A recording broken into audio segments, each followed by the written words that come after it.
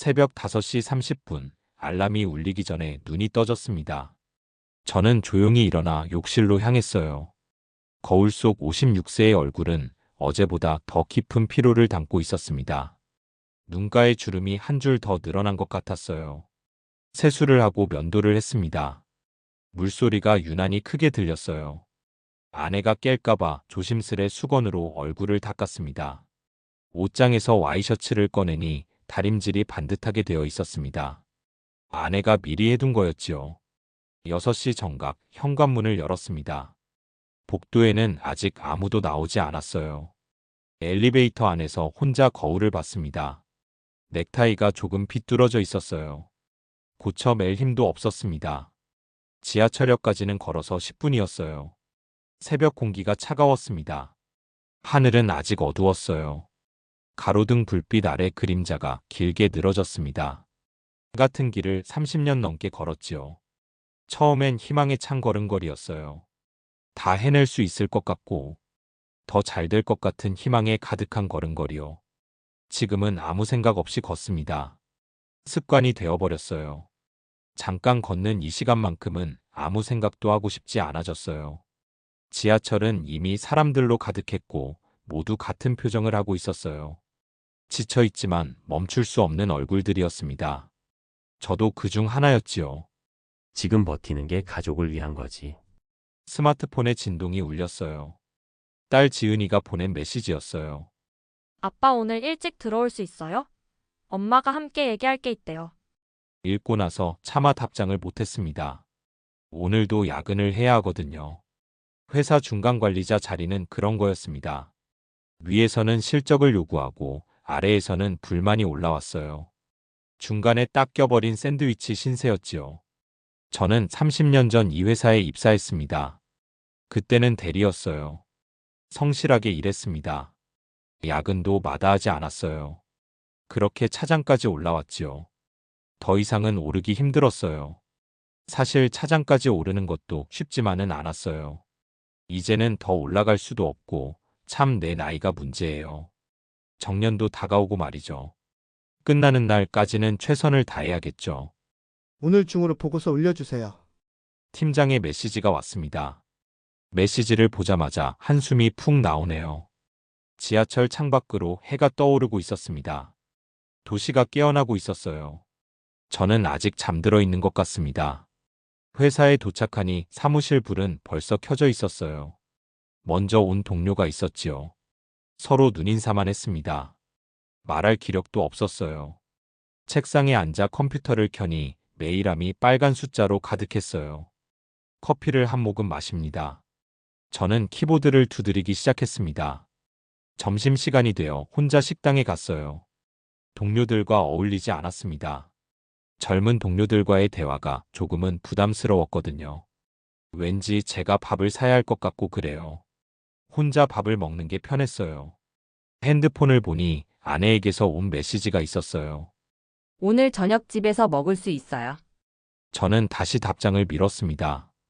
대답하기가 참 어렵네요. 오늘도 제 시간에는 못 갈 것 같았습니다. 보고서가 끝나지 않았어요. 오후가 되자 졸음이 몰려왔습니다. 화장실에 가서 찬물로 세수를 했어요. 거울 속 얼굴이 왠지 초라해 보였습니다.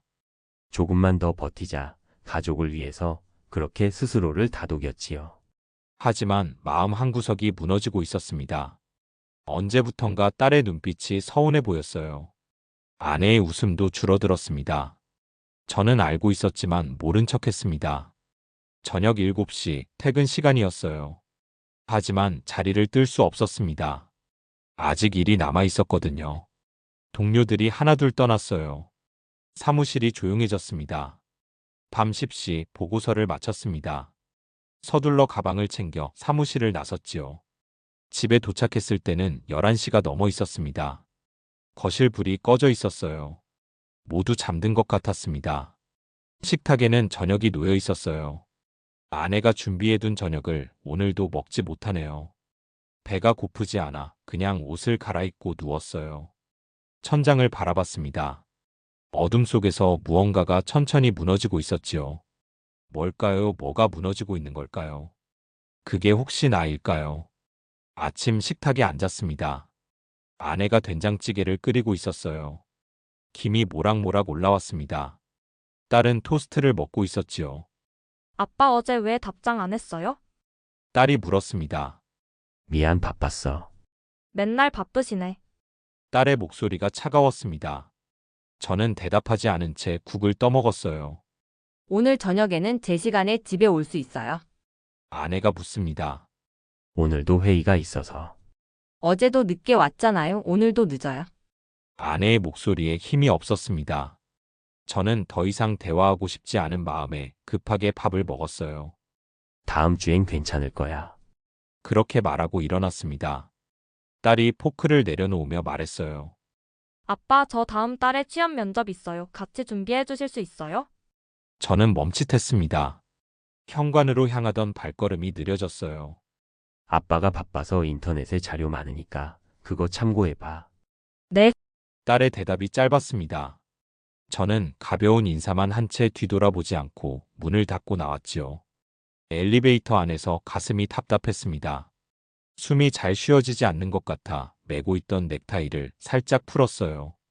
지금 내가 무너지면 가족도 무너져 스스로를 다독였습니다. 하지만 마음 한켠이 떨렸어요. 회사에서는 인사평가 시즌이었습니다.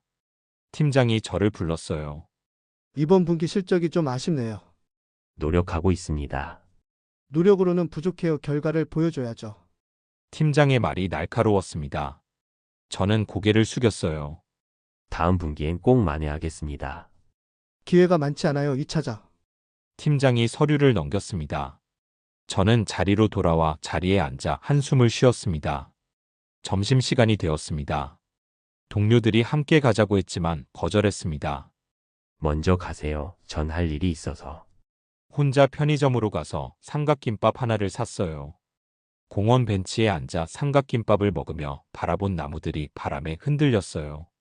핸드폰을 꺼냈습니다. 아내에게서 메시지가 와 있었어요.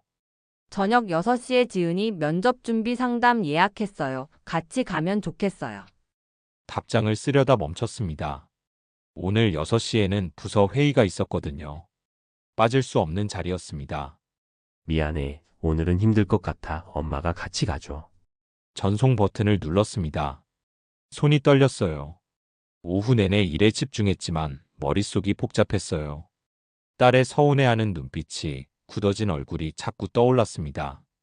저녁 6시 회의실에 들어갔습니다. 팀장과 부장이 앉아 있었어요. 실적 보고가 시작되었습니다. 자료를 펼치고 목소리를 가다듬었습니다. 회의는 8시까지 이어졌습니다. 지치네요. 자리에 돌아와 앉아 핸드폰을 봤어요. 아내의 메시지가 있었습니다. 상담 잘 받았어요. 지은이가 아빠한테 보여드리고 싶대요. 미안함이 목을 조여 뭐라 답장을 해야 할지 몰랐어요. 밤 10시 집에 도착했습니다. 거실이 어두웠어요. 식탁 위에 저녁이 놓여 있었습니다. 오늘도 반찬들은 랩으로 덮여 있었지요. 랩을 벗기니 김치찌개와 밥이었어요. 아직 따뜻했습니다. 아내가 데워둔 거였지요. 숟가락을 들어 찌개 한 입 먹었어요.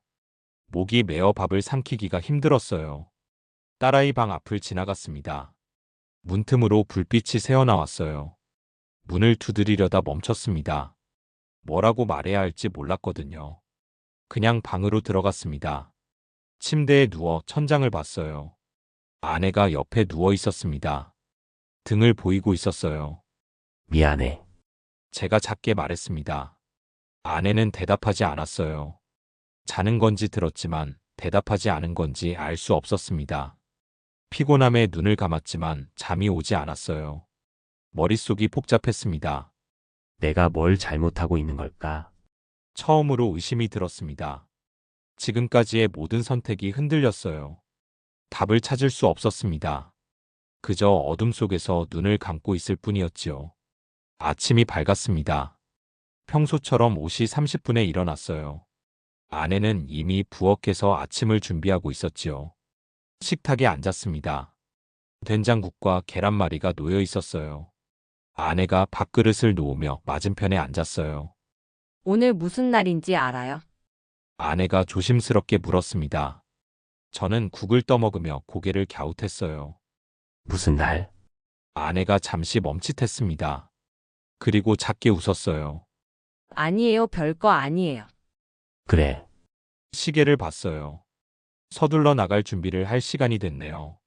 저녁에 일찍 들어올 수 있어요. 오늘만이라도. 아내의 목소리가 떨렸습니다. 고개를 들어 아내를 보니 눈이 붉어져 있었습니다. 왜? 그냥 오늘은 같이 저녁 먹고 싶어서요. 핸드폰을 확인하니 오늘도 일정이 빼곡했어요. 7시에 중요한 거래처 미팅이 잡혀 있었습니다. 미팅이 있어서 힘들 것 같아. 아내가 고개를 끄덕이고는 더 이상 말하지 않았어요. 출근길 지하철 안에서 핸드폰을 봤어요.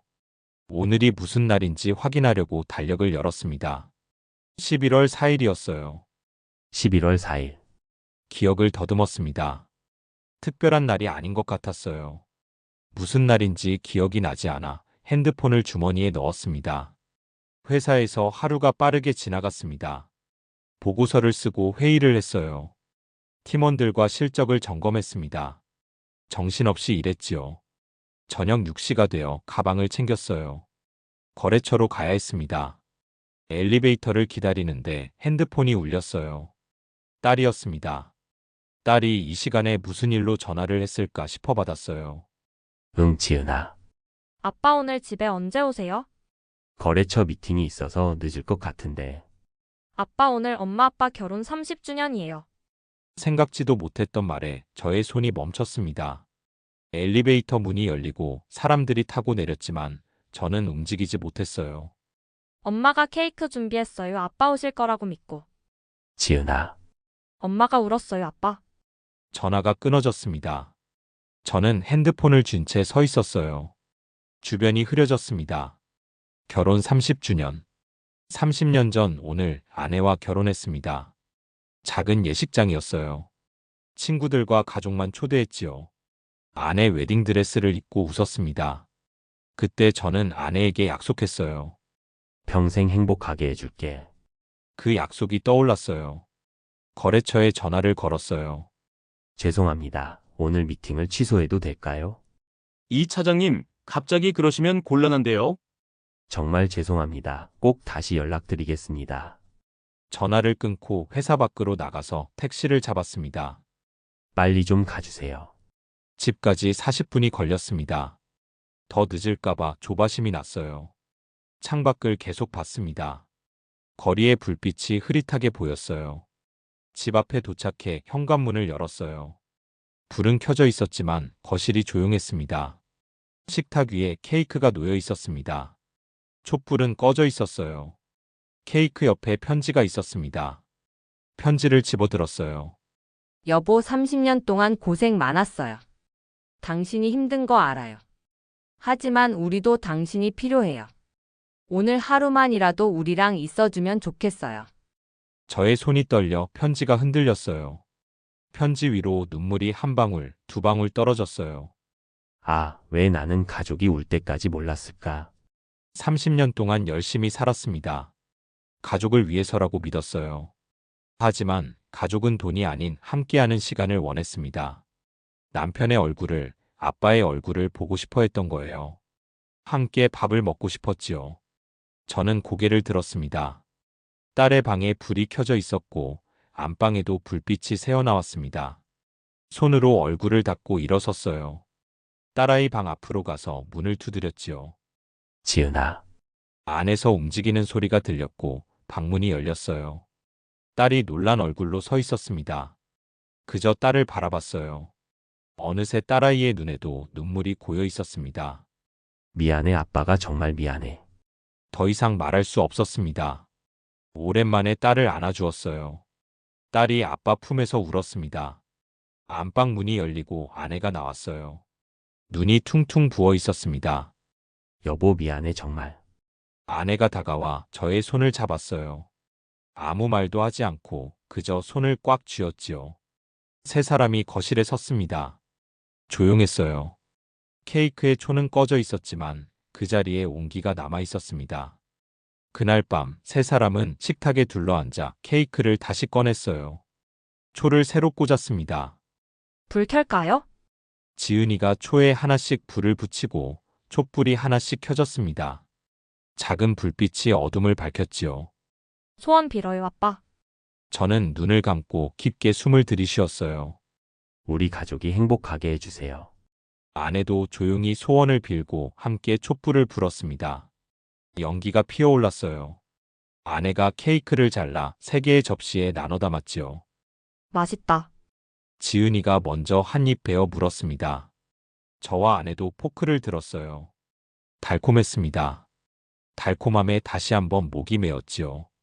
여보 고마워요. 아내를 바라보며 말했습니다. 아내가 미소를 띠며 말했어요. 오늘 바쁠 텐데 와줘서 고마워요. 늦어서 미안해. 기억 못해서 미안해. 앞으로는 우리 좀 더 자주 봐요. 그것만 해줘도 돼요. 그럴게. 약속할게. 노력할게. 지은이가 케이크를 먹으며 웃었습니다. 오랜만에 보는 딸의 환한 얼굴이었어요. 다음 날 아침, 저는 평소보다 30분 늦게 일어났습니다. 아내가 다급히 깨웠습니다. 늦었어요. 괜찮아요? 오늘은 좀 천천히 갈래. 식탁에 앉았습니다. 딸도 나와 있었어요. 3사람이 함께 아침을 먹었습니다. 아빠 오늘 저녁에 시간 있으세요? 지은이가 물었습니다. 저는 핸드폰을 확인했어요. 일정이 있었습니다. 하지만 이번엔 다른 대답이 나왔어요. 시간 만들게. 뭐 하고 싶은데? 그냥 같이 산책하고 싶어요, 오랜만에. 그래, 좋아. 딸이 환하게 웃고 아내도 옅은 미소를 띄었어요. 회사에 도착했습니다. 팀장이 저를 불렀어요. 이 차장 어제 거래처 미팅은 어떻게 됐어요? 죄송합니다. 급한 일이 있어서 취소했습니다. 급한 일이요? 가족 일이었습니다. 팀장이 잠시 말없이 저를 바라보다가 이내 고개를 끄덕였어요. 그래요. 그럼 다음 주에 다시 잡으세요. 감사합니다. 자리로 돌아왔습니다. 이상하게 가슴이 가벼웠어요. 자리에 앉으면 습관처럼 나오던 한숨이 나오지 않았어요. 무언가 바뀌고 있었습니다. 점심시간 동료가 함께 가자고 했습니다. 이번엔 거절하지 않았어요. 좋아, 같이 가요. 식당에서 밥을 먹으며 이야기를 나눴습니다. 동료의 고민을 들어주고 나의 이야기도 조금 했습니다. 저도 요즘 가족과 시간을 못 보내서 힘들었어요. 이 차장님도 그러세요. 저도 그래요. 서로 공감했습니다. 나만 이런 게 아니라는 걸 알았어요. 저녁 6시 저는 가방을 챙겼습니다. 동료들이 야근 준비를 하고 있었어요. 이 차장님 먼저 가세요. 오늘은 약속이 있어서요. 부럽네요. 저는 웃으며 회사를 나섰습니다. 지하철에서 아내에게 문자를 보냈어요. 지금 가고 있어. 30분 후 도착해. 집 근처 공원에서 만나기로 했습니다. 제가 도착했을 때 아내와 딸이 벤치에 앉아 있었어요. 기다렸어? 아니에요. 우리도 방금 왔어요. 3사람은 천천히 걷기 시작했습니다. 가로수 길이 고요했고 낙엽이 바람에 흩날렸습니다. 아빠 면접 준비 도와줄 수 있어요? 그럼 언제 할까? 이번 주말 괜찮아요? 토요일 오전에 하자. 딸아이가 팔짱을 끼네요. 오랜만이었어요. 아빠 요즘 힘들죠? 응, 조금. 그래도 이렇게 시간 내줘서 고마워요. 미안해. 진작 이렇게 할걸. 아내가 옆에서 저의 손을 잡았습니다. 3사람이 나란히 걸었어요. 3사람 다 아무런 말이 없었지만 마음은 통했지요. 공원을 한 바퀴 도는 데는 30분밖에 걸리지 않았죠. 저녁 먹을까요? 아내가 냉장고를 열었습니다. 저는 앞치마를 꺼내며 말했어요. 내가 도와줄게. 정말요? 응, 오래됐네. 같이 요리한 지. 2사람은 부엌에서 저녁을 준비했습니다. 딸은 그 모습을 흐뭇하게 바라보며 식탁에 반찬을 하나 둘 차렸어요. 잘 먹겠습니다. 3사람이 동시에 말했습니다. 그리고 웃었어요. 밥을 먹으며 이야기를 나눴습니다. 딸의 면접 준비 이야기, 아내의 동창 이야기, 나의 회사 이야기. 별것 아닌 일상이었지만 소중했습니다. 우리 앞으로 일주일에 한 번은 이렇게 해요. 아내가 제안했고 저는 고개를 끄덕였어요. 그래요, 약속해요. 저도 좋아요. 지은이가 2손을 들었습니다. 세 사람이 손을 맞잡았어요. 그날 밤 정말 오랜만에 기분 좋게 침대에 누웠습니다. 아내가 옆에 누워 있었어요. 여보, 응, 고마워요. 기다려줘서. 나야말로 고마워요. 너무 늦지 않게 와줘서. 누워서 천장을 봤습니다. 이제는 답답하지 않았어요. 마음이 가벼웠습니다. 내가 지켜야 할 건 회사가 아니라 이 순간이었구나. 눈을 감았습니다. 이번엔 편안하게 잠들 수 있었어요. 3개월이 흘렀습니다.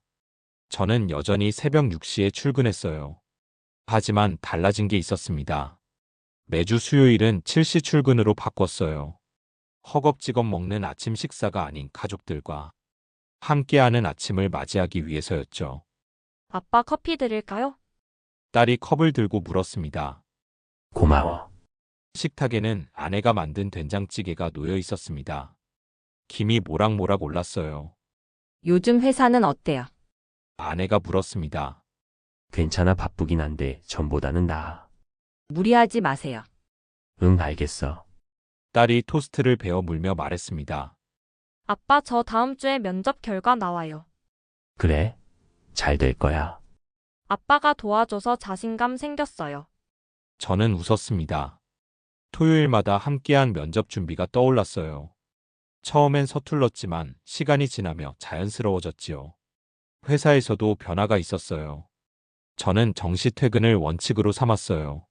업무 효율을 높이기 위해 불필요한 회의를 줄이려고 했고, 팀원들과 소통도 늘렸어요. 이 차장님 요즘 달라지신 것 같아요. 후배가 말했습니다. 저는 고개를 갸웃했어요. 그래? 뭐가? 더 여유로워 보이세요. 그리고 밝아지신 것 같아요. 저는 미소 지었습니다. 스스로도 느끼고 있었어요. 그달 실적 평가가 나왔습니다. 예상 밖이었어요. 전 분기보다 좋았습니다. 어떻게 된 거죠? 팀장이 놀라며 물었습니다. 저도 의아했어요. 집중해서 일했더니 효율이 오른 것 같습니다. 좋아요. 이대로만 유지하세요. 저는 깨달았습니다. 시간이 아니라 질이 중요했어요. 야근을 줄이니 오히려 집중력이 높아졌습니다. 수요일 저녁 가족 저녁 시간이었습니다. 야근 없이 퇴근하고 집에 오니 아내와 딸이 거실에서 기다리고 있었습니다. 오늘은 뭐 먹을까? 아내가 물었습니다. 제가 가방을 내려놓으며 답했어요. 밖에서 먹을까? 오래간만에. 좋아요. 지은이가 손뼉을 쳤습니다. 세 사람은 동네 작은 삼겹살집으로 갔어요. 여기 자주 왔었는데. 주위를 둘러보며 말했습니다. 10년 전까지만 해도 자주 오던 곳이었어요. 언제부턴가 오지 않았습니다. 그땐 제가 어렸죠? 지은이가 물었습니다. 맞아, 너는 초등학생이었지.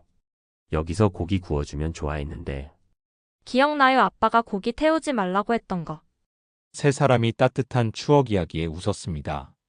고기를 구우며 이야기를 나눴습니다. 일상의 소소한 일들이었어요. 딸의 친구 이야기, 아내의 요가 수업 이야기, 저의 회사 동료 이야기. 나누는 이야기들은 별것 아니었지만 행복했습니다. 여보, 이거 먹어봐요. 아내가 상추쌈을 싸서 건넸습니다. 맛있네. 그쵸, 오랜만에 다 같이 먹으니 참 맛있네요. 아내가 미소 지었습니다. 아내의 얼굴에 주름이 있었어요. 하지만 예뻤습니다. 30년 전 처음 만난 나를 떠올렸어요. 그때의 아내도 이렇게 웃고 있었지요. 집으로 돌아오는 길, 세 사람은 나란히 걸었습니다. 가로등 불빛 아래 그림자가 길게 늘어졌어요. 아빠, 지은이가 불렀습니다. 응? 요즘 행복해요, 우리 가족. 저의 가슴이 뭉클했습니다. 대답 대신 딸의 어깨를 토닥였어요. 나도 그래. 아내가 저의 손을 잡았습니다. 따뜻했어요. 앞으로도 이렇게 지내요. 그럴게 약속해요. 집에 도착해 거실 소파에 나란히 앉았어요. TV를 켰습니다. 무슨 프로그램인지 중요하지 않았어요. 함께 있다는 것만으로 충분했습니다. 저는 가족을 바라봤습니다. 아내는 뜨개질을 하고 있었어요. 딸은 핸드폰을 보며 웃고 있었습니다. 평범한 모습이지만 이보다 소중한 건 없었어요. 내가 지키고 싶었던 게 바로 이거였구나. 내가 지켜야 하는 게 이거였구나. 저는 깨달았습니다. 돈도 중요하고 직장도 필요했습니다. 하지만 가장 중요한 건 이 순간이었어요. 함께 웃고 이야기하고 시간을 보내는 것.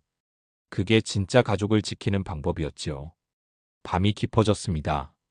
잘 자요, 아빠, 엄마. 그래, 잘 자. 아내와 방으로 들어가 침대에 나란히 누웠어요. 여보 고마워. 뭐가? 변하려고 노력해줘서요. 나야말로 고마워요.